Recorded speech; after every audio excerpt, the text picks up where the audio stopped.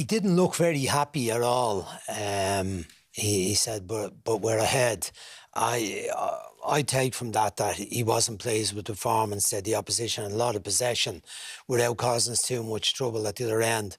That's fair that they didn't cause too many problems, but they had too much possession for the away team coming to West Ham. You spoke earlier about the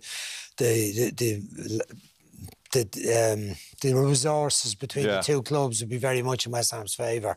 I'd say in relation to decision making, there's an element of that he's correct, but they didn't make too many chances that you said it was usually the wrong decision. I think their overall performance in the first half was poor, and they upped it a little bit, enough to just about win the game in the second half. But I'd say he's genuinely worried, because they've got to do their stuff against Brentford at the weekend. They can't go to Brentford and say, oh, we're all right, 37 points will definitely do us. You've still got to play a strong team at the weekend, and then they've got to reproduce a good performance on towards the night. It sounded like he wasn't questioning the approach or the style of play or the tactics. It was, you know, as he said, stupid decision making. So he was almost kind of saying everything else was right. It was just the players were making bad decisions in the final third. Yeah, I'd imagine he's got a thought that there was quite a few things wrong with the performance tonight, and that's one thing that he's highlighted was the final third. They didn't make the most of their opportunities.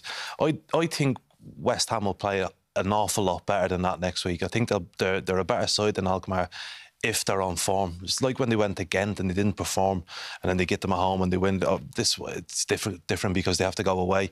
But I still think they're a much stronger side. Tonight they didn't perform well and still won. If they perform to the levels that we know they're capable of, I expect them to go through. Like more aggressively, or you know, I mean, they more on need to defend. So more on the front foot. I keep saying it, they showed Alkmaar too much respect. Antonio spoke in his interview about watching the videos, about knowing that they can keep possession, that they can pass the ball.